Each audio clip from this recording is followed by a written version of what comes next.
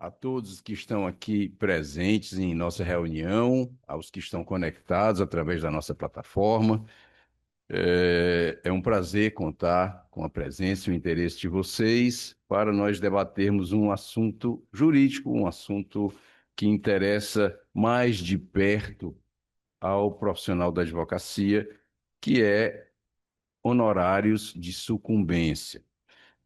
Até a maneira de colocar a expressão honorário de sucumbência, porque é que, afinal de contas, as pessoas, os litigantes, os vencidos, são obrigados a pagar essa verba? O que é que levaria a isso? Qual a verdadeira natureza jurídica dela? De que maneira ela pode ser tratada do ponto de vista tributário? Ah, mas o honorário de sucumbência é tão antigo. Acho que os advogados mais antigos já vão lembrar que honorário de sucumbência há muitas e muitas décadas se paga, se fala disso, se. E agora, por que que esse assunto está vindo? Porque há uma novidade. A pretensão da Fazenda Pública em tributar essa verba a pretexto de considerar como decorrente do serviço advocatício. Então, a partir daí, e é uma pretensão que já foi manifestada formalmente, existem diversos municípios que já estão tratando dessa maneira, exigindo, inclusive, emissão de notas fiscais para honorário de sucumbência. Então, é um assunto realmente que exige nossa atenção, o cuidado e, bom, abrirá ah, o nosso debate de hoje, colocando alguns pontos, o professor Hugo de Brito Machado II, que ah, no seu, na sua publicação, no seu livro, no seu importante livro de processo tributário, inclusive, se não me engano, o primeiro, não teve o...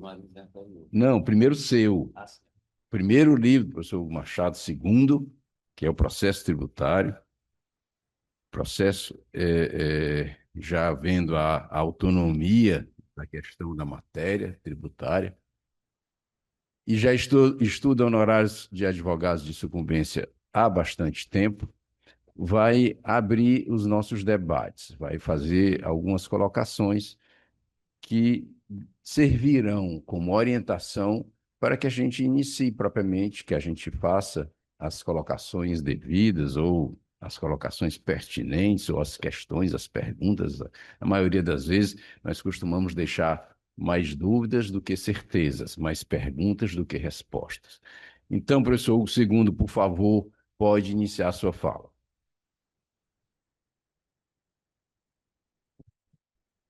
Muito bem, muito bom dia a todas as pessoas aqui neste auditório.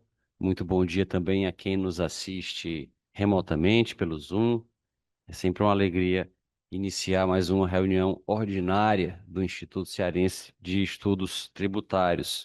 Dessa vez para discutir um tema cujo interesse transcende os tributaristas ou o interesse dos tributaristas, porque honorários de sucumbência são um tema ou é um tema que interessa a todos os advogados e também interessa agora, estamos vendo, é o tema do nosso debate de hoje, ao fisco.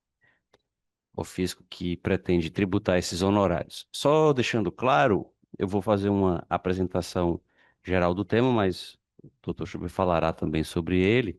E a respeito do regime jurídico, é a chamada do I7 para a reunião de hoje. A ideia é tratar do regime jurídico não só no que tange ao seu dimensionamento, a fixação dos honorários, mas especialmente ao seu regime jurídico tributário. E aí, no particular do regime jurídico tributário, é mais ou menos pacífico, acho que nunca houve maior controvérsia quanto a isso, que há a incidência do imposto de renda, porque os honorários de sucumbência podem configurar um acréscimo patrimonial. Eles são um ingresso de uma riqueza nova que não tem correspondente no passivo, portanto, eles podem configurar a receita e podem configurar a renda. mas a discussão maior se coloca no terreno do ISS, agora, por conta de decisões recentes do Superior Tribunal de Justiça, que consideram devido o ISS sobre os honorários advocatícios de sucumbência. As prefeituras estão pretendendo tributar a sucumbência com o ISS. E, com a reforma tributária, por via de consequência, essa mesma discussão vai se transferir para o IBS e para a CBS, que serão incidentes também na pretensão da Fazenda, seriam incidentes sobre os honorários de sucumbência. Mas antes eu queria fazer uma introdução a respeito do modo como os honorários de sucumbência devem ser e como eles são vistos pela jurisprudência. Talvez não exista um tema em torno do qual a jurisprudência seja mais antipática do que o tema dos honorários de sucumbência. Um dia, numa sessão do TRF5, e os desembargadores do TRF5 e as desembargadoras do TRF5 se queixavam de que eles só julgavam honorários, e eu fiquei pensando, por que será? Se o Código de Processo Civil é tão claro a respeito, um tema que é numérico, seriam só aplicar números percentuais, fazer um cálculo matemático, uma calculadora poderia julgar essas questões, mas ainda assim tem tanta controvérsia. Por que será? Será que a culpa é dos advogados? Mas um deles me revelou que no almoço que antecede as sessões do TRF5, e que muitos deles almoçam juntos, eles passam o almoço discutindo essas teses e pensando num jeito de discutir, de julgar essas teses de uma forma que não haja tantos recursos. E eu fico imaginando se existe um outro tema que leva os desembargadores a ficarem no almoço discutindo.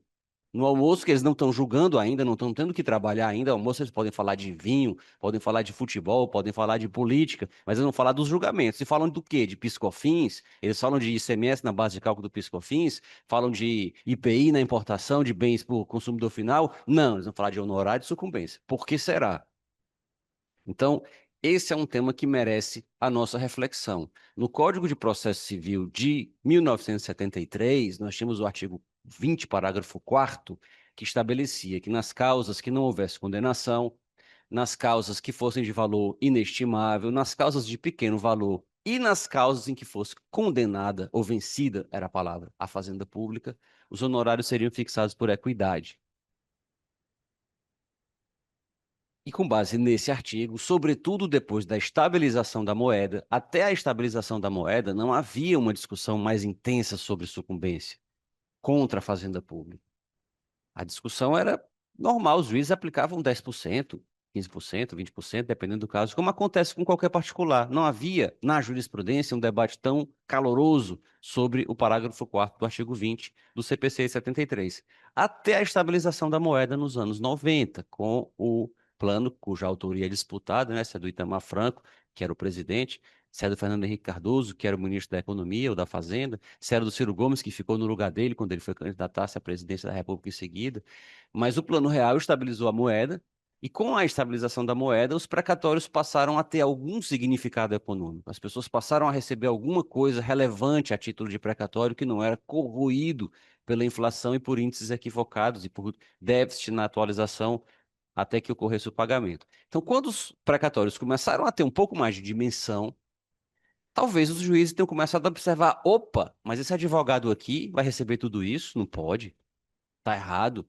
E aí começaram a aplicar a equidade do parágrafo 4º do artigo 20 do CPC de 73, levando a situações deploráveis, como a de um caso em que o STJ superou a sua jurisprudência, que aplicava a súmula 7 e dizia que rever o percentual, rever o valor, se ele era irrisório, se ele era exorbitante, envolvia reexame de fatos e provas. Então, os recursos especiais que discutiam o valor dos honorários, uma questão envolvendo vários milhões, uma responsabilidade de vários milhões nas costas do advogado. Se ele perdesse um prazo, eram aqueles vários milhões que ele teria que explicar para o cliente que ele tinha perdido o prazo. O advogado trabalhou muito no processo, o advogado participou de audiências, acompanhou perícias, interpôs recursos, e no final a sucumbência é fixada em R$ 500. E aí então havia recursos para os tribunais superiores que não os conheciam ao fundamento da súmula 7. Tem que ter reexame de fatos e provas. Mas aí o STJ disse: não, mas se for irrisório o valor, é possível excepcionalmente conhecer do recurso. Aplica-se, por analogia, a mesma jurisprudência que se aplica nas indenizações por danos morais. Elas não são revistas pelas cortes superiores, salvo situações excepcionais, e essa excepcionalidade sempre abre uma margem para um certo arbítrio, como recentemente se noticiou, o Supremo Tribunal Federal permitindo revisão de uma coisa julgada, mesmo sem rescisória, porque os valores seriam exorbitantes e mandou fazer outra perícia para ver se os valores eram aqueles mesmos. E aí se questionou, mas e a segurança jurídica? Não, mas é só em casos excepcionais. Quais são os casos excepcionais? É o que eu quero? Não aparece um critério muito claro. Nesse do Superior Tribunal de Justiça, o acordo chega a ser engraçado para quem não é o advogado da causa. Porque o STJ disse que realmente R$ 100, foi R$ 100 o valor que foi fixado de sucumbência. R$ 100 é um valor irrisório, que é aviltante, que desrespeita a classe dos advogados. Um advogado trabalhar num processo de valor expressivo por muitos anos e receber R$ 100 de sucumbência. Então, ele vai rever a súmula 7 ou a aplicação da súmula 7 naquele caso, porque a exorbitância dispensa, ou a exorbitância não, a irrisoriedade dispensa a análise de fato, e vai realmente rever os honorários e vai majorá-los para R$ 500. Então, os honorários de R$ 100 que foram irrisórios foram majorados para 500 de uma causa de milhões, do advogado que trabalhou por muitos anos, e essa diferença não paga nem metade da diária do hotel dele em Brasília se ele tivesse ido sustentar oralmente as razões de recurso. Mas esse é o cenário dos honorários de sucumbência antes do CPC de 1973, de 2015, no CPC de 73. Em 2015, nós temos um trabalho específico do legislador para superar essa jurisprudência. E se tirou a expressão vencida a fazenda pública do parágrafo 4º do artigo 20 e criou-se um parágrafo específico para a fazenda pública, que é o parágrafo 3º do atual artigo 85 do CPC de 2015, que estabelece que nas causas em que a fazenda for parte vencida ou vencedora, tanto faz, os honorários seguirão uma tabela regressiva, cujos percentuais vão diminuindo conforme aumenta a base. Dentro de uma ideia já de tratar de maneira diferente a fazenda pública, já é um privilégio, mas levando em conta que as questões contra ela costumam ter valores mais elevados, costumam ser de natureza repetitiva e nessa condição se estendem ao longo do tempo, sempre contemplam os últimos 5 anos, podem envolver valores mais altos. Então, por causa disso, já se fixou essa tabela regressiva de honorários, colocando claramente que nas causas em que a Fazenda Pública for parte, sem nenhuma exceção, aquela será a tabela. E aí já começou-se de novo no almoço os desembargadores pensarem em formas de não aplicar esse artigo. Por exemplo, foi a primeira tese que o TRF5 tirou da cartola, foi de não aplicar o CPC de 2015 a processos que começaram antes de 2015. O CPC só seria aplicável a processos posteriores. Então, se a petição inicial fosse protocolada depois de 2015 ou depois de 2016, porque houve a vacácio legis, então processos protocolados depois de 2016, esses o CPC seria aplicável, mas processos anteriores não. E o Superior Tribunal de Justiça, com muito acerto, disse: olha, a norma processual tem aplicação imediata. É o princípio do tempus regit actum. Quando é que o juiz profere a sentença? Hoje. A sentença é regida pela lei vigente hoje. Não importa se o processo começou antes. O que importa é a data em que a sentença é proferida. O direito material discutido, não. O direito material discutido é regido pela lei da época. O contrato, o dano, o tributo, vai ser regido pela lei vigente na época que o fato aconteceu, o fato controvertido aconteceu, mas os honorários não. E os demais aspectos, prazos processuais, hipóteses de cabimento de recursos e assim por diante. Muito bem. Mas aí começam as novas tentativas de aplicar o parágrafo 8º, que é o remanescente daquele antigo parágrafo 4º que falava de equidade e do qual a Fazenda Pública foi tirada para criar-se o parágrafo 3º. Então, continuou se aplicando o parágrafo 8º. Foi preciso que o STJ estabelecesse um tema, dizendo que o parágrafo 8º não é aplicável. Foi preciso também que o legislador alterasse o parágrafo 8º, colocasse um novo dispositivo em seguida, o 8º-A, para dizer que é preciso seguir a tabela da OAB e que o parágrafo só seria aplicável para os honorários não serem menores do que aquilo, mas nunca porque os honorários seriam maiores do que aquilo. E apesar de tudo isso, os tribunais continuaram renitentes, aplicando a semente da lógica, e em alguns casos dizendo expressamente: não, mas agora tiraram os nossos penduricalhos, como é que os advogados querem que a gente tenha empatia com eles que tiraram os nossos penduricalhos? Já que tiraram os nossos penduricalhos, nós temos também que fixar essa sucumbência por equidade. Esse valor aí está muito alto, esse advogado vai ter que receber menos. Deixando explícito o problema, que não tem nada a ver com direito, com Código de Processo Civil, com equidade, com o parágrafo terceiro, parágrafo quarto, parágrafo oitavo, tem a ver com a grama do vizinho. Ah, porque a grama do vizinho está mais verde do que a minha, não pode. O vizinho com a grama mais verde do que a minha não é possível. É por isso que esse problema só aparece nas causas em que a fazenda é parte, porque é ela que paga. Isso mostra que o judiciário continua se vendo como fazenda. Sou eu, os embargadores dizem isso. Eu não vou pagar tudo isso para ele. Mas não é o senhor, não, Sua Excelência. É a União, é a parte vencida. É o INSS, é o INCRA, é o Estado do Ceará, é o município de Fortaleza. É outra parte. Não, mas eu não vou pagar. O juiz se vê como o Estado, ele se vê como o Estado que está perdendo a causa tributária e ele se vê como o Estado que está pagando aquela sucumbência. E se ele recebe 80 mil, 90 mil por mês, por que que o advogado vai receber numa causa 200? E aí aqui existem aqueles argumentos que a gente não deveria nem colocar. Hoje em dia se tem discutido, tem umas sem noção publicando vídeos na internet dizendo que mulher não devia votar. E é um argumento que ele tem uma contradição performática e a gente até fica na dúvida se a gente deveria responder. Porque ao responder, se parte da premissa de que o argumento pode ser debatido. A nossa Constituição tem um parágrafo quarto no artigo 60 que diz que algumas matérias não vão ser nem objeto de deliberação pelo Congresso. O Congresso pode nem discutir aquilo ali, não serão sequer objeto de proposta de deliberação. E uma delas é o voto direto, secreto, universal, que inclui mulher também, e periódico. Então, são assuntos que a gente não deveria nem discutir. Quando a gente discute, por mais louca que seja a ideia, a gente está dando cabimento para ela, está dando admissibilidade e está entrando no mérito. Ela não deveria ter nem admissibilidade. Talvez esse assunto que nós estejamos tratando seja um deles, quando a gente admite discutir a comparação do que o juiz ganha com o que o advogado ganha na sucumbência.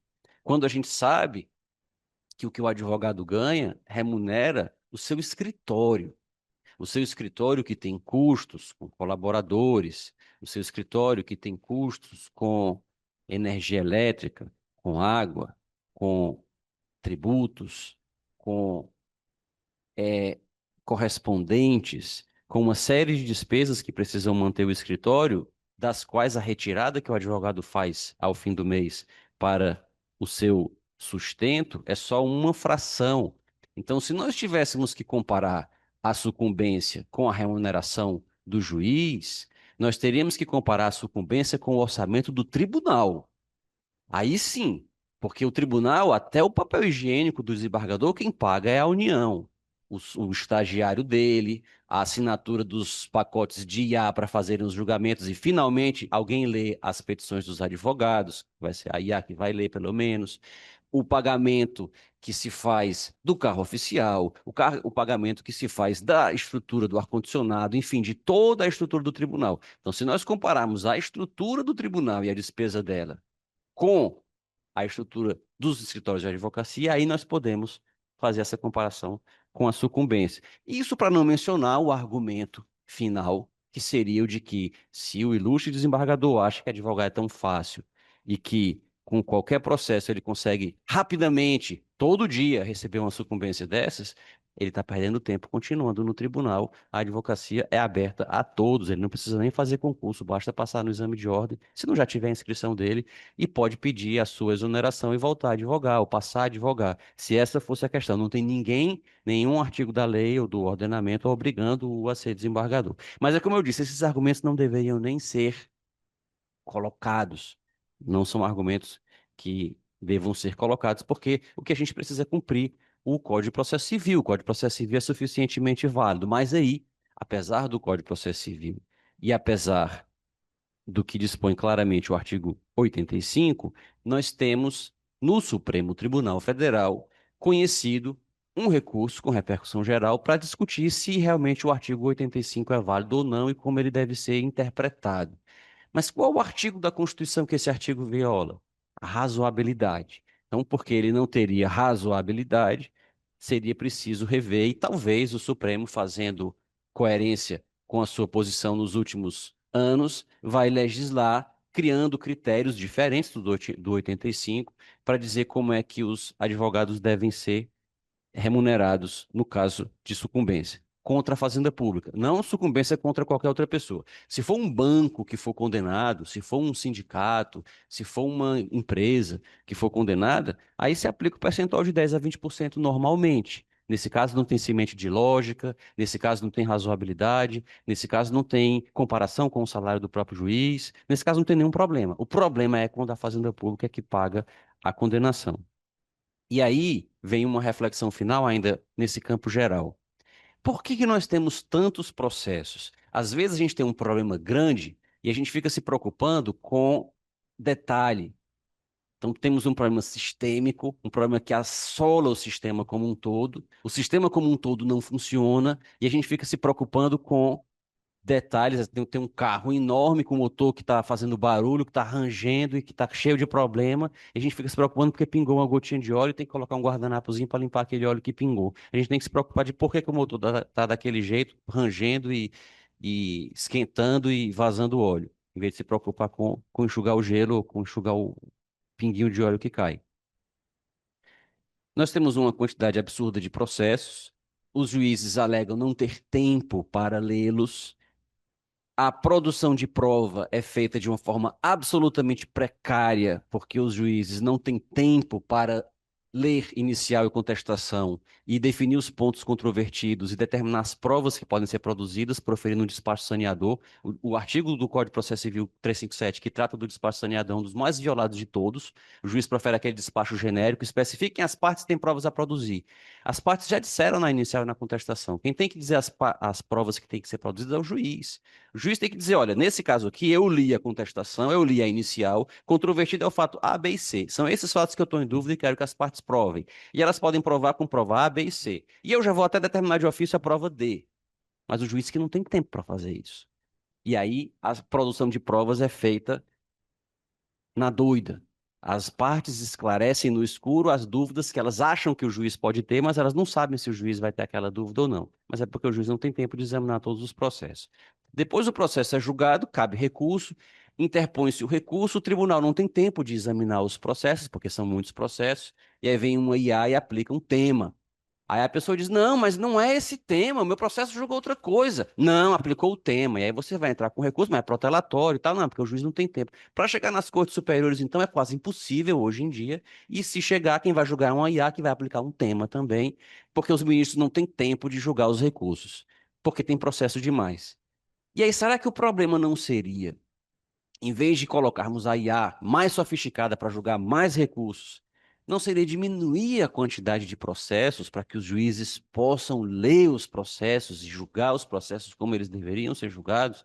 Mas como diminuir a quantidade de processos? Uma das formas é punindo aquela pessoa que vai a juízo desnecessariamente ou que faz com que a outra vá a juízo desnecessariamente. Então, tem que haver um custo pela litigância irresponsável, ou por forçar o outro a litigar irresponsavelmente. E a sucumbência, vocês devem estar começando a pensar, mas a discussão hoje não era sucumbência. A sucumbência é exatamente uma ferramenta que permite isso.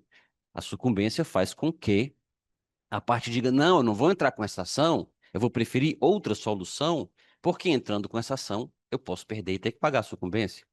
Ou a fazenda vai dizer: não, eu não vou entrar com essa execução, eu não vou cobrar esse tributo indevido, eu não vou manter essa autuação aqui no CARF ou no CONAT, que eu sei que ela é ilegal, eu sei que no judiciário ela vai cair, eu não vou manter porque eu vou ter que pagar a sucumbência. E aí, para não pagar a sucumbência, eu vou preferir acabar com o problema agora. Como litigar não tem custo, principalmente para o poder público, como litigar não traz nenhum preço, nenhuma despesa, principalmente para o poder público, tem a despesa de ele ter que manter o judiciário, mas essa despesa os juízes gostam que exista, que é com eles. Mas a despesa desnecessária que seria de uma lide que poderia ser evitada, essa despesa não existe, a sucumbência seria uma ótima forma de fazê-lo. Então, nós temos, por exemplo, hoje, na reforma tributária, uma alteração no processo administrativo que não permite controle de legalidade pelas instâncias de julgamento das normas infralegais, restringe demasiadamente a produção de prova, embora o Código de Defesa do Contribuinte diga que é um dos direitos do contribuinte produzir a prova das suas alegações no processo da reforma tributária do IBS, ele só pode fazer isso de modo pré-constituído, se for depois ele não pode mais. Então, suprime-se o direito de defesa na via administrativa, mas aí se diz, não, mas é porque depois tem um judiciário. Essa é a boca de toda, é a frase que está na boca de todo mundo que suprime garantias fundamentais no processo administrativo, é dizer assim, não, mas depois tem o judiciário, depois tem o judiciário. A desgraça é que quando chega no judiciário, chega um juiz, não, mas na esfera administrativa, que é onde a análise é mais técnica, ele já perdeu, então ele não tem razão mesmo.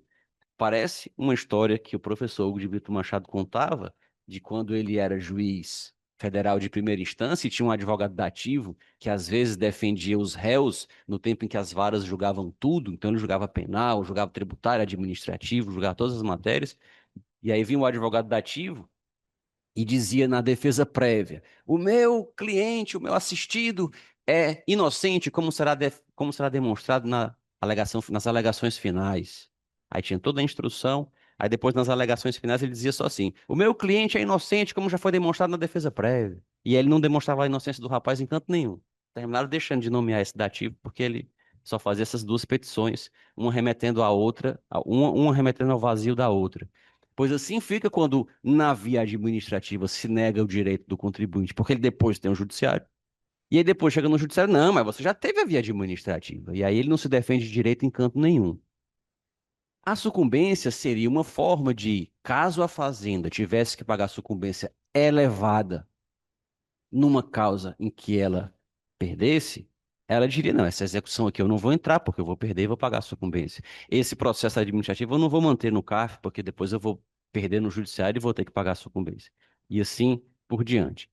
Mas diante desse cenário de diminuição, de amesquinhamento, de empobrecimento da sucumbência, desde a não aplicação do CPC, a aplicação da semente da lógica, comparação com isso e aquilo, nós temos agora a questão do regime tributário. E aí eu só fiz essa introdução, que consumiu quase toda a minha fala, para mostrar o ranço como essa matéria vai ser examinada agora por esse mesmo judiciário, que só quer um argumento que discute no almoço, como diminuir a sucumbência e deixar um pedaço maior para o poder público. Nem que seja outro. Né? A União que está pagando essa sucumbência, mas que pelo menos fique um pedaço com o município, vai atender o interesse público, etc. Não vai ficar na mão do advogado, pelo menos.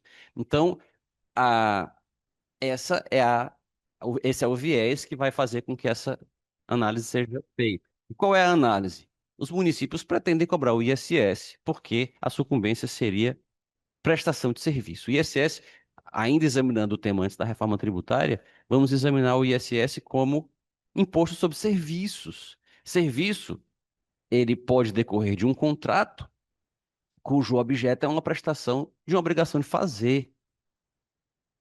E aí até eu ouvia de um colega um dia desse que ele falava assim: no caso da sucumbência, o que o advogado prestou foi um desserviço a quem paga a sucumbência a ele, porque quem paga a sucumbência a ele é quem perdeu.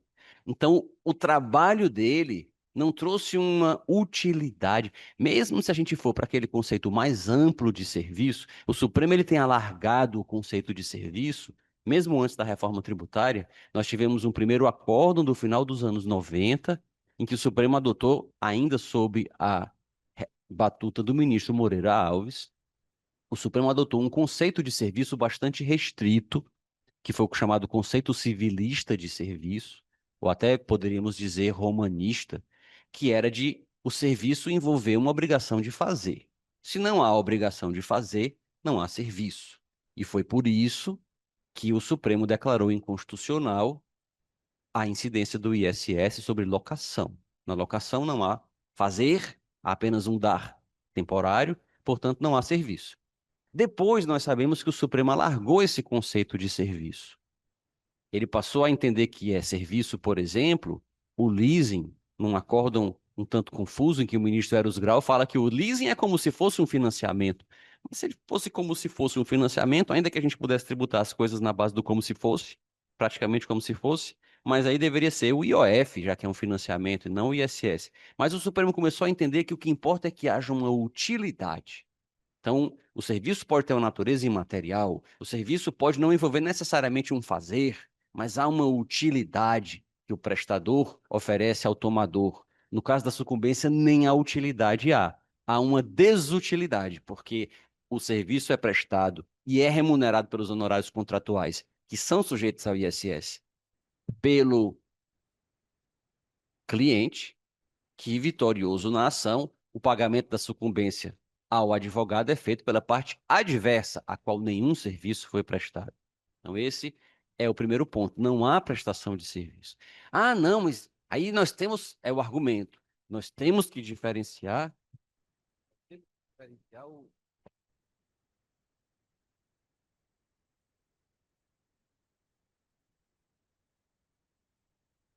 nós temos que diferenciar, sim.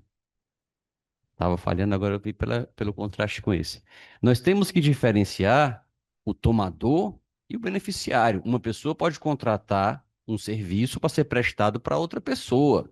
Eu vou para o salão do barbeiro com o meu filho, aí eu digo para o barbeiro: olha, corte o cabelo desse rapaz aqui, e aí eu pago, mas o cabelo cortado não é o meu, é o do meu filho. Então seria mais ou menos a mesma coisa. O sucumbente paga pelo serviço que foi prestado para o vitorioso na ação. Por isso que nós teríamos um serviço. Esse é o argumento colocado pelo município e que vai ser renovado no âmbito da reforma tributária. E na reforma tributária, a situação dos advogados fica um pouco mais difícil. Eu não estou dizendo com isso que o imposto seja devido, mas o argumento do poder público se fortalece, porque na reforma tributária nós sabemos que o IBS e a CBS, eles têm aquele âmbito de incidência infinito, porque o artigo 3º da Lei Complementar 214 estabelece que o imposto é sobre operações com bens e serviços, que operação com bem é qualquer operação com bem, material ou imaterial, inclusive direito, e operação com serviço é qualquer uma que não seja com bem. Portanto, não sobra espaço, na teoria dos conjuntos, não sobra espaço para um fato qualquer que seja que não esteja situado, a menos que ele não seja operação. A menos que não seja operação. Se nós tivermos, por exemplo, um imposto sobre a propriedade, não tem operação, ele só é dono da coisa e está ali quietinho na dele, nem se mexeu.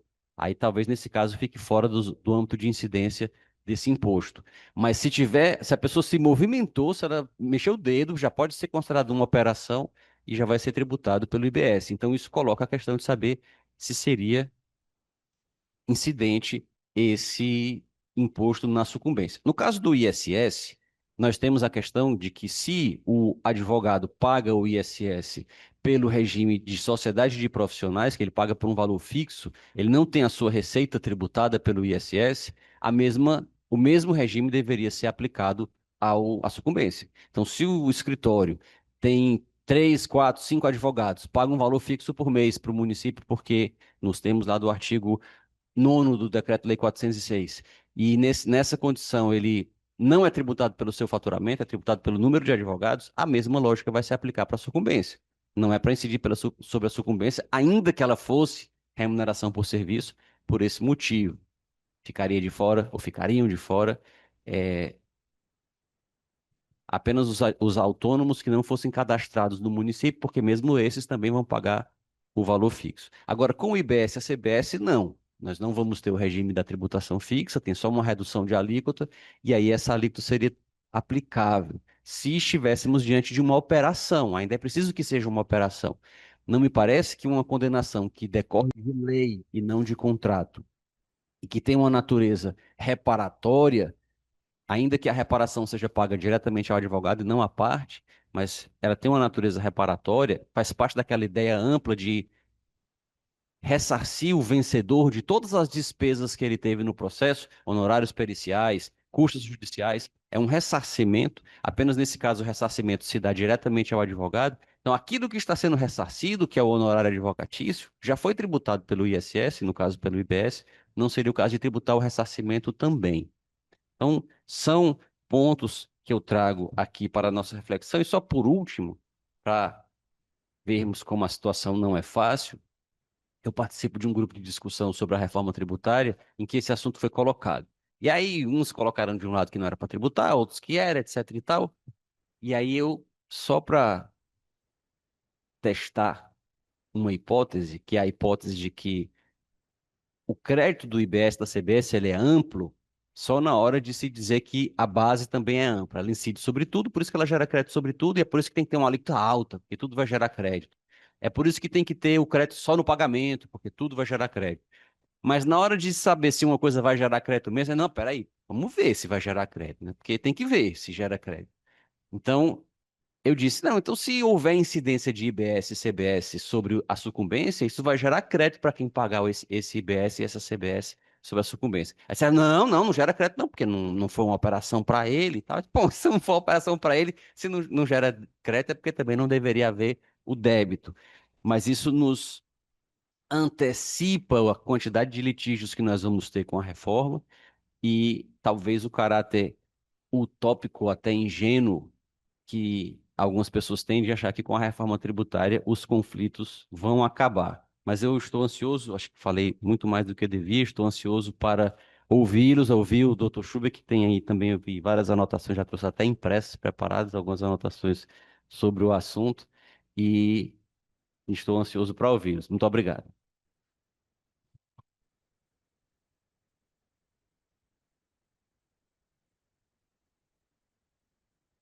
Parabéns, professor Hugo de Brito Machado II. Uma brilhante exposição que foi além, bem além do tema, embora tenha colocado com precisão o tema. Mas foi além dele. É uma crítica ao funcionamento do nosso regramento processual ou funcionamento do sistema judiciário brasileiro. A questão judiciária ela é muito complexa e extremamente assim tem se agravado com o passar do tempo. O número de processos e agora a utilização da inteligência artificial tem mostrado isso. Então, se parte de uma constatação de um fato, de que são milhões os processos, se contam aos milhões os processos, e inviabiliza o funcionamento de qualquer tribunal. Temos que encontrar uma solução. E a solução que tem sido posta, sobretudo pelo Superior Tribunal de Justiça e pelo Supremo Tribunal Federal, é de, eu vou usar um termo que meu pai Hugo Machado usava, repelir os processos. Repelir. Eu não quero julgar, eu só quero repelir, me livrar deles, dar um jeito de acabar com esses processos, sem nenhum cuidado com o critério da justiça. E é aí que nós percebemos que não são conhecidos os recursos, que a afirmação de fundamento das decisões muitas vezes não corresponde com a realidade dos autos, e aí a gente vê uma série de problemas. Quem que se preocupa hoje em encontrar uma forma de diminuir o número de processos na origem, ou melhor, nem que evitar até que eles nasçam? Não deveria existir o processo. E a gente diz, mas quem é o maior, o grande, majoritariamente imenso litigante? O poder público. Ora, se o poder público é o maior litigante, tem alguma coisa errada. Por que que é assim? Por que nós temos muitas execuções fiscais? Por que nós temos muitas demandas contra a Previdência? Por que nós temos muitas demandas envolvendo o interesse da fazenda? Ou porque ela não quer pagar, ou porque ela quer receber o máximo? Por quê? Por quê? O que é que está acontecendo? De que maneira nós podemos tentar conter isso? Porque o que tem acontecido, pelo menos até agora, é que o volume cresce, se estabelecem diversos instrumentos tentando contornar essa dificuldade, tentando dar uma solução para isso, e na verdade não se consegue. Quanto maior quanto maiores os instrumentos, quanto maior o número de instrumentos que se utiliza para decidir os processos, mais processos surgem, mais processos surgem, mais processos surgem. É uma coisa que lembra o aprendiz de feiticeiro lá, o, você queria evitar que a vassourinha ficasse tirando água do poço lá do Mickey, foi traduzido pela Disney com brilhantismo, e faz aumentar o problema. Bom, então assim, e com relação aos honorários, aí vem a história do ranço, que o segundo também muito bem colocou, um ranço de que comparar honorários com remuneração de juízes, desembargadores, ministros, de achar que é muito, que é pouco. Eu acho que isso é um critério, é um problema que deve ser visto pela lei, pelo legislador, o legislador que deve tratar desse assunto e tratou do assunto, né? Aí vem mais um outro problema, que é o que se chama popularmente de ativismo judicial, em que o judiciário passa a ser um crítico da realidade, passa a agir de maneira ativa, de maneira a não esperar pelo legislador, ao contrário, muitas vezes substituir o legislador. E aí nós nos deparamos com dificuldades grandes, inclusive de um subjetivismo enorme. Depende da ideia que passa pela cabeça do julgador. E até os julgadores são muitos, e um pode pensar de um jeito, outro pensar de outro, e nós temos soluções as mais diversas. Bom, mas aí com relação à sucumbência. Bom, eu acho que o que o segundo disse já basta. Basta dizer, vamos identificar a natureza jurídica dessa cobrança. Por que que ela existe, por que que ela é paga? Ela existe porque está na lei. Então, é praticamente unânime a ideia de que a sucumbência decorre da lei. Ela não decorre de contrato, ela não decorre de nenhuma outra origem de obrigação. Ela decorre diretamente da lei. E aí vem, e qual é a finalidade da sucumbência? A finalidade da sucumbência, a meu ver, é desestimular o litígio. É mostrar que quem litiga e que finalmente é reconhecido sem razão, paga mais caro. Paga mais caro. Ah, mas é também de reembolsar o vencedor, de deixar o vencedor com o seu patrimônio integral, aquele dinheiro que ele gastou contratando um advogado, que é um instrumento indispensável ao acesso ao judiciário, também deve ser reparado. Ok, tudo bem, também tem isso. Mas acho que antes da reparação ao vencedor, vem o desestímulo ao litígio. O desestímulo mostrando que quem perde paga mais caro. Essa é a finalidade mais importante, a meu ver. E aí vem a questão da destinação desse ônus. O ônus é processual, decorre da lei, tem como finalidade desestimular o litígio, e se o maior litigante é o poder público, é ele que deve suportar esse ônus, porque é ele que leva as questões ao judiciário. E aí vem, sim, mas e o advogado vai ganhar muito? Bom, a lei, aí é uma questão de novo do legislativo, a lei creditou esse ônus, a lei atribuiu ao advogado receber esse ônus. Então, o advogado recebe um ônus que é processual, um ônus para desestimular o litígio, recebe por determinação legal expressa. E aí vem, e o tratamento tributário disso? Chega a ser assim, é, cômica a ideia de tratar isso como serviço. Serviço por quê? Serviço para quem? Serviço de que forma? Não é serviço. É um ônus processual, decorre da lei e é para desestimular o processo, mas os municípios têm considerado como serviço e considerado de maneira concreta. Existe uma solução de consulta do município de São Paulo e regulada por uma instrução normativa, que aí vem a questão da parte cômica da história, que ao regular e tratar da história, eles têm que emitir nota fiscal. Aí eu vou emitir uma nota fiscal de sucumbência? Tá bom. Qual é o histórico que eu tenho que colocar na nota fiscal discriminando o serviço? Não, você bota sucumbência, artigo tal do processo civil. Bom, isso é serviço agora? Então eu vou discriminar o serviço como. E sim, o tomador do serviço. Não, o tomador do serviço você bota o prestador. Ele é prestador e tomador? Como assim? Eu não entendi. Então, na nota fiscal eu coloco que quem está me pagando e quem está recebendo o serviço é o meu cliente. Ah, e é ele que figura nos dois lados da nota fiscal, ele é o tomador e o prestador do serviço ao mesmo tempo? Como é que pode isso?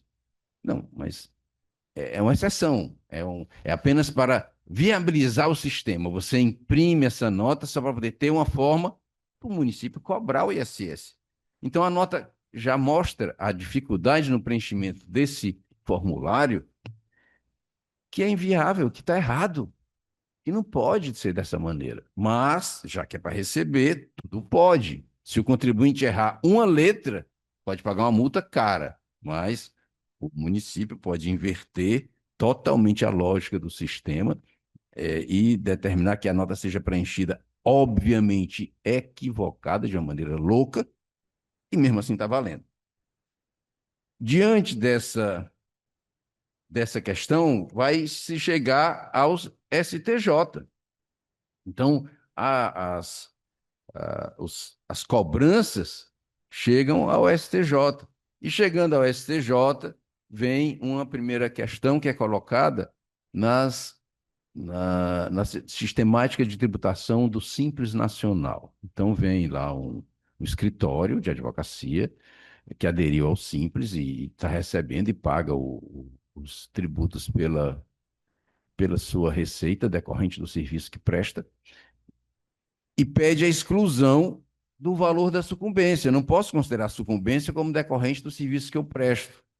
E vem o STJ e diz sim, deve considerar. E aí coloca vedada a adoção, por que que tem que pagar? Aí diz aqui, lendo a ementa, agora do recurso especial 2.262.105 de Santa Catarina, julgado agora no dia 16 de junho de 2026, relator ministro Francisco Falcão, e aí tem na ementa.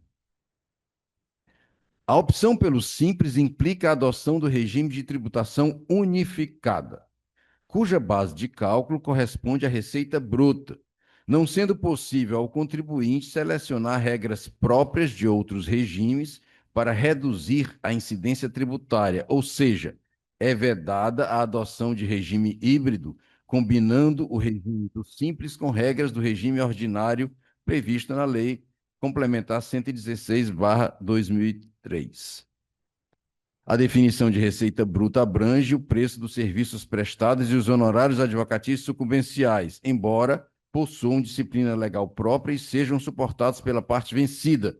Mantém vínculo direto com a atividade profissional exercida pela sociedade de advogados, constituindo receita decorrente de seu objeto social. Mas será que receita decorrente do meu objeto social, a receita decorre da lei, a receita decorre da atividade de advogado, foi ao advogado que foi atribuído esse ônus processual. Será que quando se faz a separação entre serviços prestados e sucumbência, eu não já estou dizendo sucumbência não incide o ISS, na simples separação que o próprio STJ fez? Então, assim, a ideia está colocada, o STJ entendeu que deve ser pago. Não pode haver a separação.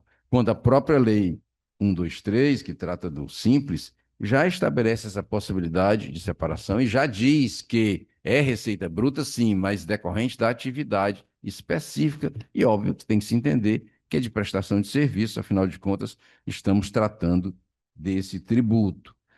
O segundo já colocou muito bem que aqui não se fala de imposto de renda. A hipótese do imposto de renda é totalmente diferente, decorre de rendimentos de qualquer natureza. Então, não estamos tratando desse assunto aqui. Então, a ideia é essa. Aí vem uma outra informação. Em razão dessa insegurança jurídica instaurada, na medida em que ah, o entendimento de algumas fazendas, e aqui eu abro um parêntese e digo: existem fazendas que entendem que não incide. A própria Fazenda Municipal, respondendo consulta, disse: não, não tem ISS sobre sucumbência. Sucumbência não é serviço. E a ideia é de uma solução de consulta número 14, do dia 6 de agosto de 2020, em que da consulta pelo município de Belo Horizonte. E se respondeu dessa maneira, que não incide o ISS. Então, nem os municípios, mesmo com a sede arrecadatória, têm um ponto uniforme de entendimento sobre essa matéria. E aí vem um projeto de lei complementar, que está tramitando no Senado Federal para tentar acalmar os ânimos, solucionar o problema, esclarecer, digo eu, que não incide o ISS sobre sucumbência. A Lei Complementar 116 tem um artigo 2º com algumas hipóteses em que ela diz não incide o ISS sobre isso, isso, isso. Aí se acrescenta um inciso. Seria aqui o inciso 4º, honorários advocatícios sucumbenciais fixados em processo judicial ou arbitral.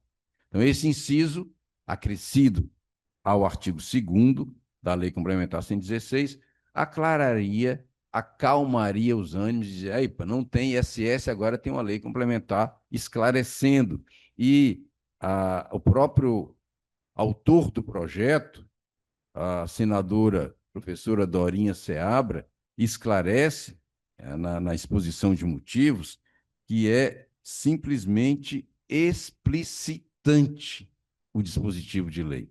Ele não está criando um direito novo, ele está só explicitando que o ISS não incide e entendeu que era necessária essa explicitação diante da postura das fazendas municipais de cobrar o imposto nessas situações.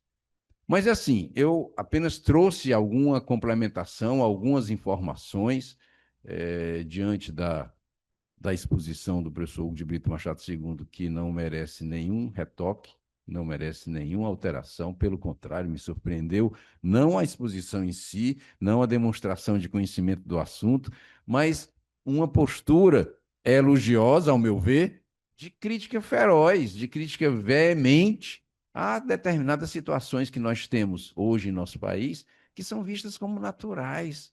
Na verdade, não é para ser assim. A gente tem que criticar mesmo, tem que reclamar. Como que o judiciário se vê como fazenda? Como? Existe uma coisa chamada Estado Democrático de Direito, que tem como um pilar essencial a separação. O Estado não, o juiz não pode ser fazenda, na medida em que o juiz for fazenda, acabou, se não tem mais sentido a separação. Então, a separação existe exatamente para dizer, doutor juiz, o senhor não é fazenda. Tente pensar a fazenda como uma parte como outra qualquer. Na medida em que ele não consegue pensar a fazenda como uma parte como outra qualquer, a situação fica extremamente difícil para o cidadão comum, que se submete a um julgamento com esse viés de confirmação de que a fazenda sempre tem razão, que é até perigoso a inteligência artificial se ela for programada dessa maneira. Então, esse viés de confirmação de que a fazenda sempre tem razão pode ser muito danoso à aplicação da justiça. Então, em razão dessas colocações, eu agora encerro aqui a minha provocação, considero como muito mais uma provocação, e abro aqui a palavra aos debates de vocês, para que a gente dê sequência aos nossos trabalhos.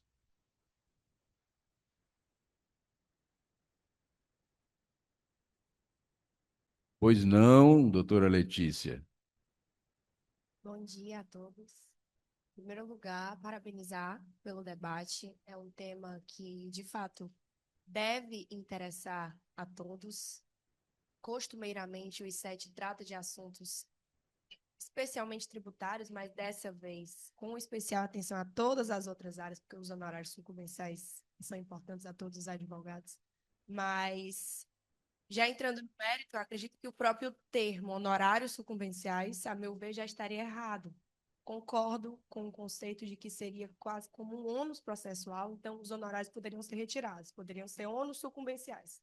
assim talvez nem tivesse essa confusão de que os honorários seriam também sucumbenciais e só aqueles contratuais. E no contexto de que São Paulo já exige, inclusive, tiveram algumas confusões realmente, mas que continua exigindo a emissão de nota fiscal, eu fico me perguntando como é que seria a emissão da nota fiscal quando a Fazenda Pública perde. O procurador, por exemplo, ele vai ter que emitir uma nota fiscal contra o município? Como é que ficaria essa sistemática? Eu até tentei pesquisar de que forma isso já está sendo feito, já que, como o senhor mencionou, né, a solução de consulta é de 2022 e depois ela foi validada em 23. Mas como será que isso está funcionando? Será que essas notas fiscais estão sendo efetivamente emitidas quando é o contrário que perde? E como é que funciona? Fica esse questionamento, né? Por coincidência, Letícia, eu tinha anotado aqui no meu caderno exatamente isso. Enquanto o doutor Schuper falava, eu anotei aqui. E o advogado público, que até, em alguns casos, impedido de advogar. Então, no caso dos procuradores de município e de estado, dependendo do estado do município, o regime jurídico autoriza que eles advoguem, desde que não contra o estado e o município. Mas no caso de procuradores federais e advogados da União, eles não podem advogar, pelo menos até agora, de jeito nenhum. Então, eles vão ter que emitir uma nota fiscal, como servidores públicos, contra quem? E eles vão pagar esse imposto. Realmente, isso só mostra o caráter, digamos assim, assistemático e incoerente da figura, de tratar a figura como serviço. Bom dia. Primeiro, né, também parabenizar, foi ótima a exposição, principalmente essa parte do Hans, é algo que eu sempre acho muito curioso e realmente ver como o artigo está lá, mas ele não é aplicado. Está escrito e o que está escrito não é aplicado. Isso é algo muito curioso e a cada julgamento você vê novas palavras que são ditas pelos magistrados que vão ficando cada vez mais engraçadas. Mas a minha curiosidade, e na verdade é um ponto para debate, para questionamento, é isso do uso da IA. Porque o uso da IA pelo judiciário é visto de uma maneira muito negativa por um lado, mas de uma maneira muito positiva por outro. Tem até um meme que diz assim: ah, agora pela primeira vez alguém vai ler as minhas peças. Né? Não sei se vai ser mais. Alguém vai ler. Né? Então, pode ser que tenhamos sentenças, tenhamos decisões mais atentas, não atentas por um olho humano, mas atentas por talvez um IA que vai fazer uma análise real daquele caso. Mas também é difícil dizer que a IA seria justa, porque ela é carregada de viés, né? Tem alguém que programa aquela IA. E eu acho que essa questão do ranço, por isso que eu mencionei isso no começo, vai ser algo que deve se tornar mais evidente com a IA, porque uma coisa seria as peças serem inseridas. Eu queria muito ter acesso ao chat com o Cláudio, com o chat GPT, para ver como é que é a conversa. Porque as peças poderiam ser inseridas e poderia se dar um comando de qual é a decisão mais acertada, qual é a decisão mais justa. Eu imagino que nesse caso, tendo acesso à web e ao CPC, seria óbvio que viria uma decisão aplicando o CPC e, portanto, concedendo os honorários sucumbenciais com base no artigo 83, parágrafo 3º. Mas provavelmente o prompt não é esse. O prompt é encontre um argumento que não aplique a lei. Né? Então, essa questão da IA me deixa assim confusa de saber qual é a forma que ela vai ser utilizada, se de uma maneira, apesar de impossível ser absolutamente imparcial, nada na vida é absolutamente imparcial, nenhuma máquina, mas se de uma maneira um pouco mais imparcial ou realmente porque a IA é capaz de encontrar argumento para absolutamente tudo. Se você disser o que você quer, ela inventa qualquer coisa, inventa que a Terra é plana, que o céu é roxo, que o mar é rosa, para poder lhe dizer aquilo que você quer, né? Então, acho que fica esse questionamento aí também de como é que fundamentar essas coisas e com jurisprudência inventada, enfim, nessa era de IA. A questão é complexa, o uso da inteligência artificial tem que ser visto com atenção, não necessariamente com o temor, mas com atenção. É, e o que se percebe, como o segundo colocou há pouco ao falar da questão das distorções decorrentes da nota fiscal, o sistema jurídico, como o nome sugere, é um sistema. E sendo sistema, ele é todo conectado, ele conversa com ele mesmo, ele está integrado, ou deveria estar integrado. Então, se você tem um instituto X, esse instituto tem que ser visto com os seus fundamentos por qualquer ramo do direito, o mesmo instituto. Quando você quer estabelecer particularidades, essas particularidades têm que ser tratadas com todo cuidado para não desnaturar, então vai ser um outro instituto que você está criando, tá? Então, tem que ser visto dessa maneira. O que acontece aqui especificamente com o nosso tema mostra muito bem isso. Na medida em que você tem um ônus processual, que esse ônus processual, com o tempo, ele deixou de ser vamos chamar assim, um crédito, um pagamento ao vencedor, e passou a ser um crédito ou um pagamento ao advogado do vencedor, mudou apenas a titularidade do credor, começou a gerar essa dificuldade que nós estamos tendo hoje, mas não foi uma mudança que tirasse a natureza dele. Ele continuou com a natureza de ônus processual, só mudou quem recebe aquele ônus.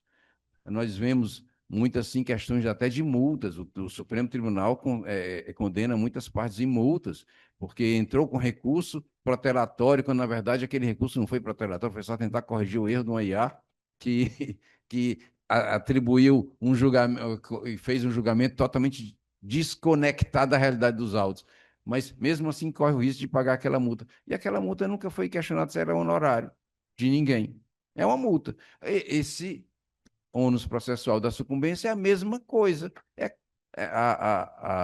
Não que seja uma sanção por ato ilícito, e a juízo é sempre lícito. Agora, quando você não tem razão, quando você provoca o litígio, deve ter um preço isso, deve ter um ônus, um encargo, que é o que acontece. E quando você desnatura esse encargo e tenta chamar de serviço, aí fica tudo complicado, você não consegue nem preencher a nota fiscal.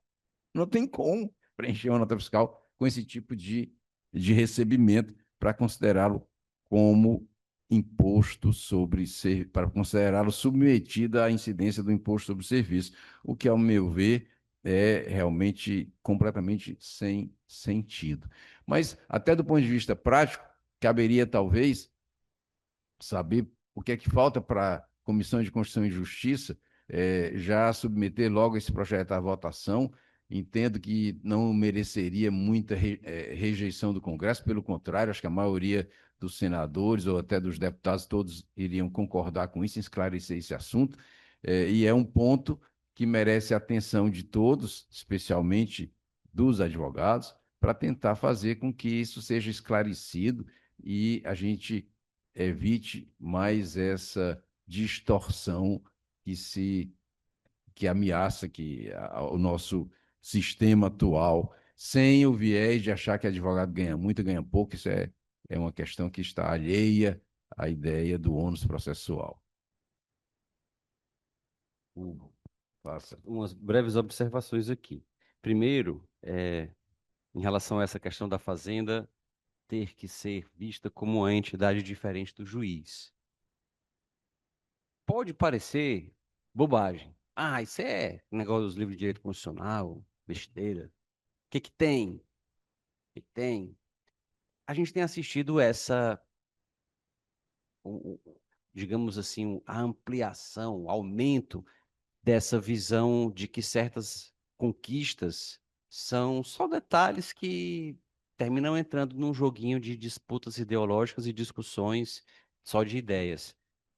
A questão das próprias mulheres que estão contra o voto das mulheres é um exemplo. E aí a primeira as duas primeiras já levaram as duas primeiras cipoadas,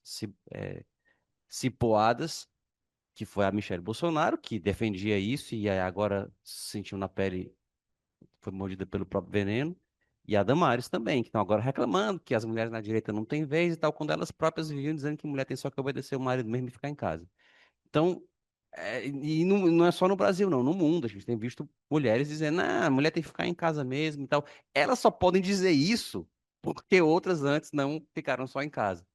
E a gente tem visto isso em outros cenários. Esse aqui é mais um deles.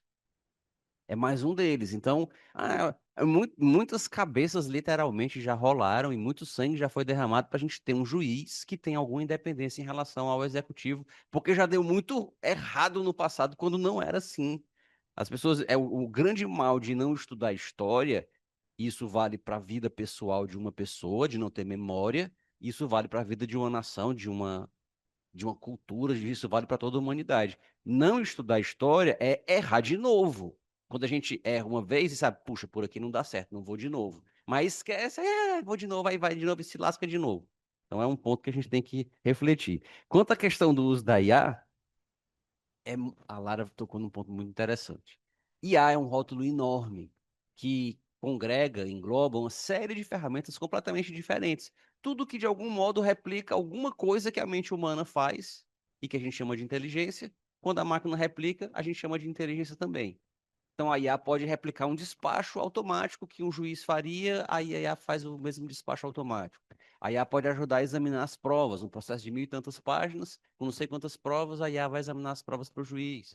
A IA pode aplicar só um repetitivo, um tema, identificar os temas, ela pode fazer coisas muito diferentes. E, de fato, pode ser melhor ou pior, pode ser mais grave ou menos grave o erro que ela comete num caso e no outro. E aí isso me lembrou, enquanto você falava, uma pessoa que você conhece, acadêmica de direito, que ficou estarrecida quando começou a advogar, a estagiar, perdão, não está nem formada ainda.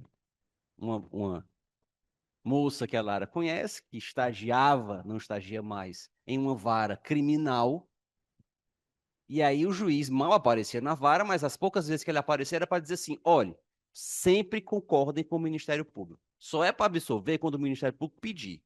E ela, inocente acadêmica de direito, um dia examinando um processo, viu claramente que o Ministério Público estava pedindo uma coisa que não era para ser concedida. Eu não sei se o crime era outro, não importa. Ela disse, mas doutor, nesse caso aqui não foi roubo, foi furto, ou sei lá, nesse caso aqui não foi isso, foi aquilo e tal. Aí, não, minha filha, eu não já lhe disse, se o Ministério Público pediu para absolver, você absolve. Se ele não pediu, siga o Ministério Público. Aí fez. E aí, diante desse tipo de juiz, eu me transporto para um outro cenário que foi dando aula no mestrado da Unicristos. Eu tinha um aluno que era servidor do TJ. E aí ele chega para mim e diz: não, mas a gente tem que ter muito cuidado com o uso de IA, principalmente em matéria criminal, porque ela é muito pró-réu. Aí a gente junta as duas peças, e aí quando a gente tem um juiz desses, é melhor a IA. Mas o fato de nós termos seres humanos medíocres, por exemplo, que não sabem escrever, não sabem juntar uma palavra com outra, aí, o chat GPT escreve bem, então maravilha. Mas a gente não pode se conformar com isso. Então a gente tem que ter juízes que sejam melhores do que a IA para julgarem, e não uma IA que vai julgar melhor do que um juiz que manda sempre seguir o Ministério Público. Porque esse ele pode dizer para o chat GPT, pois siga o Ministério Público sempre, e aí está resolvido, não é? É, e com relação ainda a esse ponto de IA e de coerência e de magistratura se comparando com a advocacia, tem um exemplo que eu acho que fala por todos. O Superior Tribunal de Justiça tem um entendimento segundo o qual não está adequadamente fundamentado o recurso que se limita a copiar emendas, quando invoca divergência como fundamento para cabimento do recurso especial. Então, se a pessoa move um recurso especial fundado na linha C do permissivo constitucional, invocando divergência jurisprudencial, e só cita emendas, ele não está fundamentado, não é conhecido. E a decisão que diz isso termina falando assim, nesse sentido, aí cita várias emendas. Existem muitos exemplos que indicam a incoerência de fundamentos normalmente adotados pelo judiciário, incoerência com a própria atitude dos magistrados que que proferem as decisões. Então, eles, na hora de decidir é de uma maneira, mas ele faz aquilo que ele disse que não era para fazer. Então, acontece muito isso. E há também uma necessidade, um cuidado que todos nós devemos ter com essa questão que nós já estamos colocando aqui, o segundo deu mais ênfase, da necessidade do judiciário ser algo distante, diferente, né? Tem muitas passagens naquelas. Ainda há juízes em Berlim, né? Lá na antiga Prússia, eu acho que talvez nem Prússia fosse ainda. Então, a ideia de ver o juiz como alguém, um dique ao poder, ao abuso do poder. Então, a justiça vem e limita esse poder, dizendo, "Não, isso aqui não pode."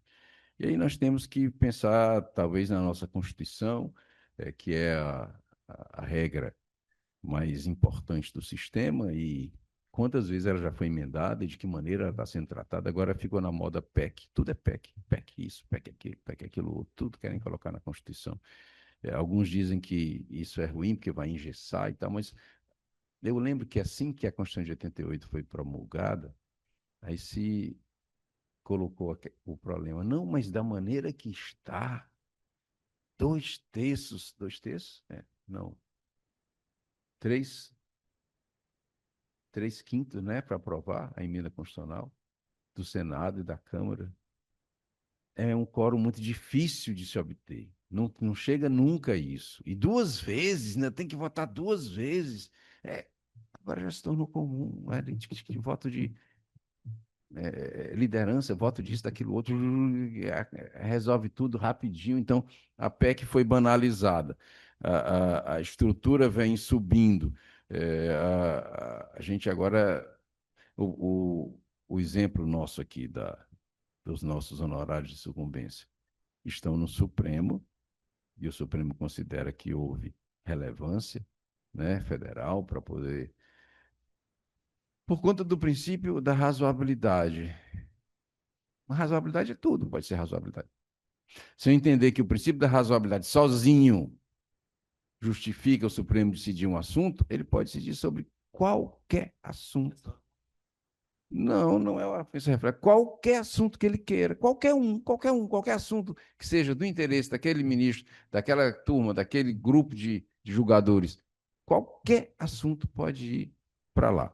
Então, bom, é um momento de insegurança. E aqui, no que diz respeito ao nosso tema mais particularmente, uma maneira da gente tentar buscar essa segurança seria talvez aprovando essa lei complementar e deixando de uma vez por todas positivado que sucumbência não é serviço, não está sujeita a essa incidência. Mais algum questionamento? Pois não, Padre? Não só da escolha do tema, mas também pela abordagem, né? É uma, é um, é um absurdo que não pode ser banalizado. Agora, assim, esse projeto de lei complementar, doutor Schubert, doutor Segundo, eu acho que eu tenho um receio dele ser aprovado já inútil, porque ele está alterando a lei complementar 116. Já já entra em vigor a 2014, né? E vai ser, vamos dizer assim, entre aspas, mão na roda para abrirem um argumento, embora a gente saiba que é fantasioso, mas do tipo, não, mas isso aqui era no regime do ISS. Quando o projeto de lei era para ter alterado também a Lei Complementar 214. Alterou só a 116, porque isso aqui era o regime do ISS, agora é outra coisa.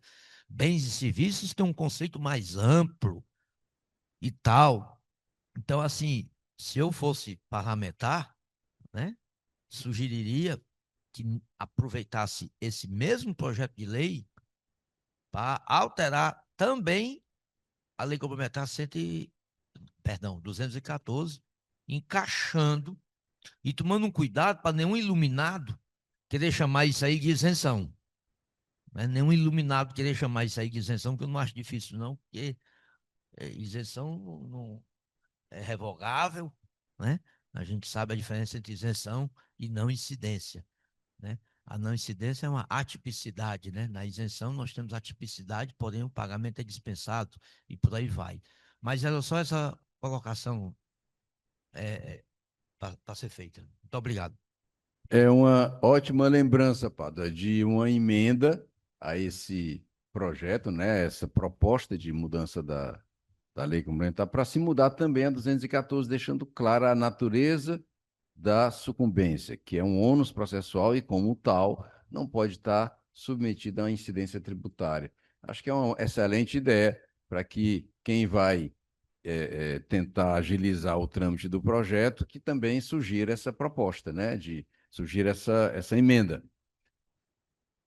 Primeiramente, bom dia a todos. Gostaria de cumprimentar a mesa, professor Schubert, professor Segundo, e também a opinião de quem me antecedeu, que assim como os palestrantes também foram fundamentais para o meu pensamento crítico, principalmente para mim como estudante de direito. E eu gostaria de fazer uma pergunta que podem ser respondidas por ambos, que é sobre a questão da alta litigiosidade. Pois assim, de antemão já penso na via extrajudicial, como por exemplo a transição tributária e outros institutos. Como isso poderia ser colocado, como é que isso poderia ser otimizado para, assim, de antemão já reduzir os litígios? Você se refere às formas extrajudiciais? Sim, sim. Toda a questão é que os litígios têm múltiplas razões, né, tem múltiplas causas, e cada uma dessas causas pode ser endereçada por uma forma extrajudicial de solução de conflito diferente. Uma das causas da alta litigiosidade no terreno das execuções fiscais é a inadimplência, pura e simples, porque a empresa não tem condição. Nesse caso, a transação funciona.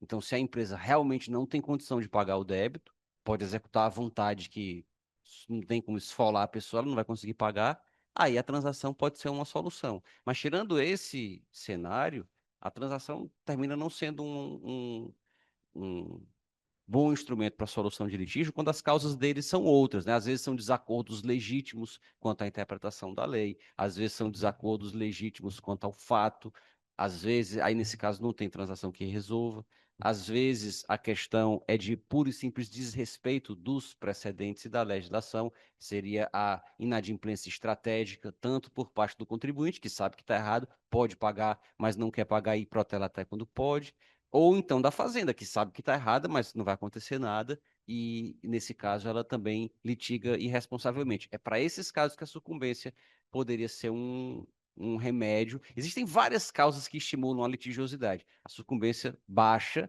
sobretudo para a fazenda, que é a maior litigante, é uma delas. Tem outras. A modulação, por exemplo, nas causas contra a fazenda pública, é um enorme estímulo à litigiosidade. Sobretudo quando o Supremo modula e diz: quem já entrou na justiça está garantido, quem não entrou não vai ter direito. E aí isso estimula as pessoas, sempre que tem uma tese em discussão no Supremo, entrar logo com ação para garantir que a decisão vai se aplicar a elas. E assim por diante, né? Seria aí tema para outra manhã de discussão. Sim, é porque é um tema que eu nunca, assim, parei para estudar, mas que também tem o seu mérito, né? Porque você já pensa numa forma imediata de logo reduzir, né? A litigiosidade. Tem uma questão que ilustra bem isso, que é o mandado de segurança. Pacificou-se a orientação, até através de súmulas, que não há condenação de sucumbência em mandado de segurança. E, e essa é a razão da preferência pelo mandado de segurança. Então, quando tem alguém que vai litigar e que tem dúvida a respeito da questão, inclusive isso é vendido por diversas, a gente está falando aqui de assuntos que interessam a advocacia, por diversas bancas de advocacia, não, a gente entra com mandado de segurança, não tem nada a perder. Bom, isso mostra o quê? Que a sucumbência é um ônus do processo. É um ônus do processo que tem que ser levado em conta na hora de você decidir litigar. Então, eu vou litigar, vou decidir litigar. Tem ação ordinária, que aí eu posso ter sucumbência. Tem um mandado de segurança, esse aqui eu não tenho sucumbência. Mas o mandado de segurança tem várias limitações, entre as quais eu não poder pedir de volta um valor que eu já paguei. Não, mas eu posso pedir um reconhecimento do direito, e depois eu vou poder aproveitar e já interromper a prescrição e tal. Mas se prefere o mandado de segurança essencialmente porque ele não tem a tal da sucumbência. Então, isso precisa ser visto até para a gente assimilar melhor o sentido de ônus processual. Sucumbência é um ônus processual, não é necessariamente remuneração ao advogado. Foi destinada a ele, a lei destinou ao advogado, como poderia não ter destinado, continua sendo um ônus processual. E a fazenda precisa sentir no bolso o custo de litigar. Diz assim, a execução fiscal. Muitas, milhares, talvez milhões de execuções fiscais fiquem nos escaninhos da justiça porque o executado não tem bens. Aí o juiz tem que despachar Suspenda-se até que se localize bens. Mas até esse despacho, até chegar a ele, já se movimentou o aparato judicial, já se fez já é 1 milhão, um processo a mais para formar os milhões de processos. Por que que a Fazenda não fica com esse processo nos escaninhos dela? Ela mesmo sabe que não vai ter bem. Ela é a melhor pessoa para procurar se o devedor tem bem ou não. Fica lá e só entra na justiça quando for na hora de pegar aquele bem que ela quer atrás. Então, é uma forma dela pensar em evitar ou diminuir as demandas sabendo que, inclusive, porque se eu entrar né, com esse pedido, pode ser que aconteça alguma coisa, alguma pressão intercorrente, alguma coisa que me condene a um honorário que eu poderia não ter se eu simplesmente tivesse ficado com ele no birô do Procurador da Fazenda Nacional, sem ingressar com essa cobrança que já se mostra infrutífera desde a sua nascença. Você ainda ia falar, né? Não, é só uma colocação. Eu trabalhei no Tribunal de Justiça, atuava eu junto com os gabinetes de direito público e privado, e só situação semelhante, que o fisco, ele, assim, ele estimulava ainda mais a litigiosidade de um modo em que mesmo já tendo uma decisão, tanto de juiz quanto de segunda instância, dizendo que o valor é baixo, não, não há necessidade de proceder com a execução fiscal, ainda havia interposição de recursos, levando até mesmo ao STJ e ao STF. É verdade, não se internalizam os precedentes, né? E aí, é como eu disse no início, que é um problema sistêmico. O fisco vai dizer que não internaliza o precedente, porque também se ele internalizar, depois o tribunal fica mudando, aí ele já internalizou. Então, para todo problema complexo, tem sempre uma solução simples e errada. Mas aí tem aqui uma observação do Augusto Oliveira. Ele disse: se se trata de um ônus para desestímulo de má litigância, seria interessante também impor a respectiva tributação a quem originou o ônus em seu nascedouro, tal como nos casos contra a Fazenda Pública, que também o deveria suportar quando perde esses processos? É a pergunta dele. Se o ônus desse tributo não deveria recair sobre o sucumbente. É uma maneira de aumentar o ônus, mas eu não sei se é a melhor maneira, porque eu vou colocar uma figura jurídica nova, uma incidência tributária específica, eu não sei se é a melhor maneira. Se a gente está achando pouco que seja o critério que o CPC estabelece, vamos aumentar esses percentuais, mas não misturar com tributo, eu acho que não funciona, não. Bom, renovando o convite. Sim, professor Hernandes Nepomuceno de Oliveira não fez ainda a apresentação dele hoje. Por favor, Hernandes, com a brevidade possível que você costuma ter, vamos ouvi-lo. Realmente o tema, aliás, os temas, que é muito bonito que houve hoje, é que a gente está falando sobre vários assuntos e entra no IA e tal, mas eu acredito que fica até mais alegre trabalhar com liberdade de sair do tema. Que esse tema do honorário, eu me lembro de uma sentença de mais ou menos 45 anos. Um juiz deu uma sentença e condenou a parte a 40 mil reais, 40 mil cruzeiros, na época era cruzeiro, 40 mil, que era muito, para a época era muito que ele se admirou. E fez lá o resto da sentença, foi lamentando que um advogado ganharia aquela importância só numa causa, enquanto que o salário dele parece que era 8, 12, qualquer coisa.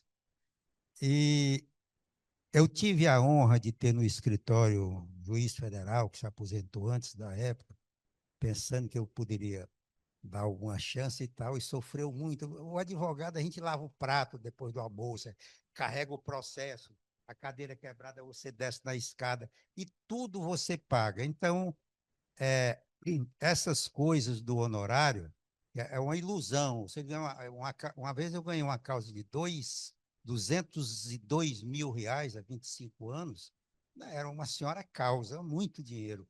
Até para mim, olhar para aquele ali. Aí fui contar 22 anos de serviço. Eu tinha um procurador federal que foi trabalhar comigo, não aguentou porque eu não podia pagar, pediu 4 anos e voltou, fez doutorado e hoje está rico e tal.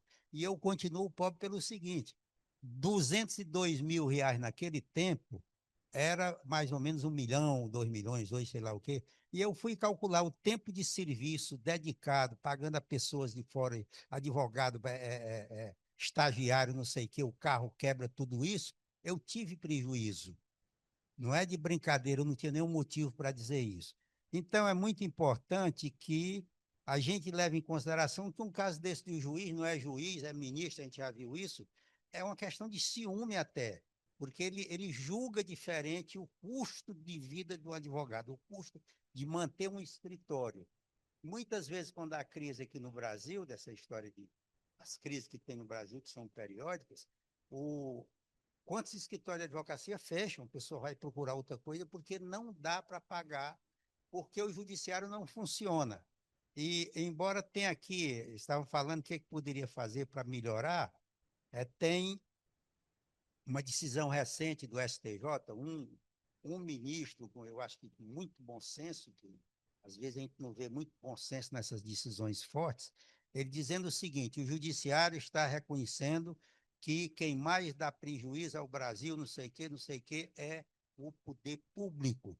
Porque, e eles não têm coragem de dizer isso, esteve, está escrito, eu guardei, toda petição minha eu estou colocando e gostaria que todos colocassem, porque ele colocou o seguinte: nós também, o judiciário, o poder público, aliás, a parte da fazenda, ele pratica advocacia reversa ou predatória, etc, etc, etc, e mandou recomendar a todos os setores do judiciário que tentem evitar o que a fazenda faz.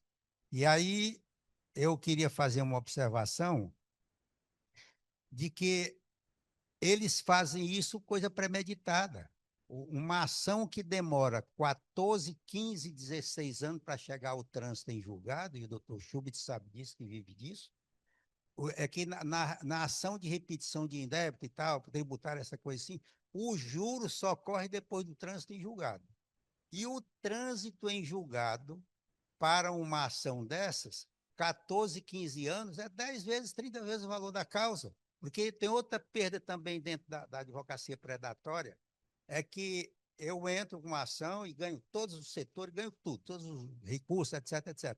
Quando chega no final, a gente perdeu toda a consequência das mudanças de moeda, não tem a mudança, vai para 2, para 3, quando aí colocam correção monetária para a execução de sentença, coloca a Selic. Eu fiquei feliz, já 2 vezes fizeram isso, porque pelo menos você não tem prejuízo na execução.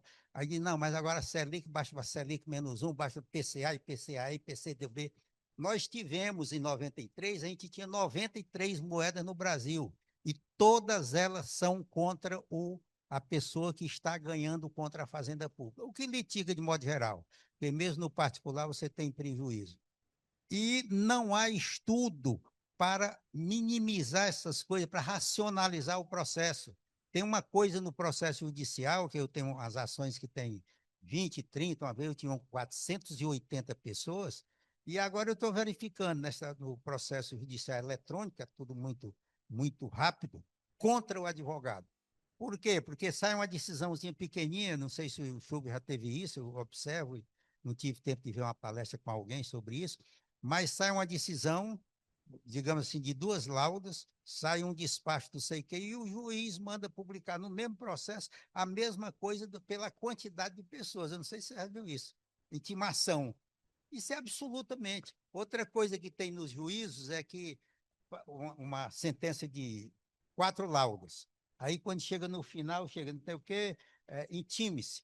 E a assinatura do juiz na folha seguinte, que inclusive para você tirar a cópia fica difícil, porque fica perdido, só a assinatura ocupando uma folha. Então não há preocupação com a racionalidade do processo, da despesa, etc., e do trabalho do próprio advogado. Como é que a gente vai ver? 50 pessoas tem que verificar se foi citado, intimado, se está correto, etc. Então há muita coisa da, da, da da advocacia, que agora vocês falaram aqui, eu gostei que as meninas falaram que têm um conhecimento disso, e eu já tenho alguma perícia em IA, eu consegui, e eles conseguiram se chamar agora de IA, que era AI, tem um negócio em inglês e tal. E eu tive uma aula de 30 minutos com o doutor Segundo sobre inteligência artificial, então fiquei já habilitado. E não tenho, vou fazer agora, eu estou querendo me inscrever, estou vendo para queimar muda aqui, eu vou me inscrever fazer esse curso, por absoluta necessidade de sobrevivência do escritório. Porque o defeito maior que tem na história da inteligência artificial, eu falei com ele, o seu chat GBT, né, tem outros, tal, o seu chat lá, é legal porque ele fala com qualquer um, analfabeto ou não, ele conversa com todos. E eu perguntei, me diga uma coisa, o senhor está... Aí eu, que agora já pode falar, a gente tem nome lá, eu vou ter nome, você, seu Zé Maria lá, eu vou dar o meu nome lá a ele, perguntei se pode, ele disse pode. Pode ajudar a gente a fazer poesia, ele disse pode, o senhor pode mandar que tal. E posso eu ter um nome, ao invés de ser um perguntatório, pode ter um nome, pode ter o meu arquivo lá e tal. E aí eu perguntei para ele, eu não guardo nada disso que eu não sei, mas eu perguntei, tem isso guardado. Me diga uma coisa, o senhor não acha que o grande problema da inteligência artificial é que o senhor está colhendo informações para aprender da gente para depois. É isso aí mesmo, tá certo.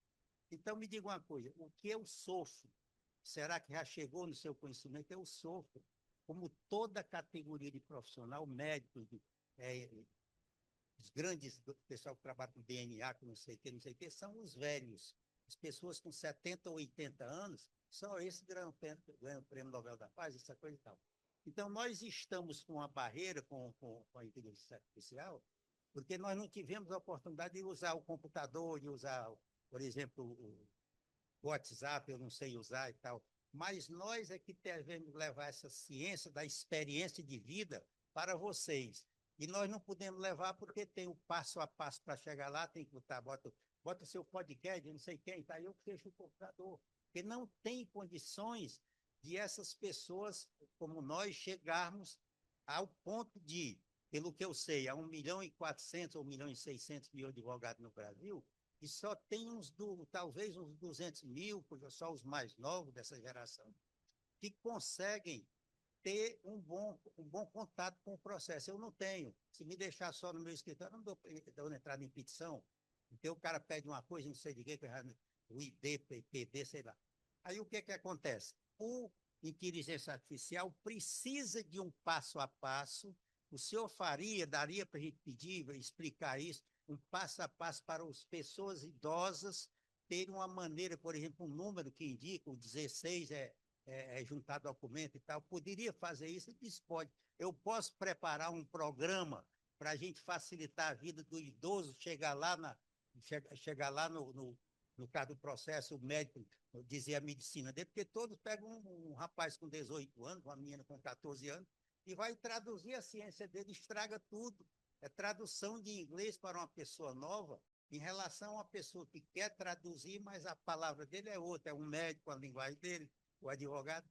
E eu estou dizendo a vocês que eu estou com essa esperança muito grande de um dia poder participar desse projeto que se possa facilitar para o velho ter a sua ciência traduzida por ele mesmo, por um passo a passo mais fácil, porque o desastre que está hoje no judiciário, inclusive, verifiquei, venda de sentença, tá um negócio que já está acabando,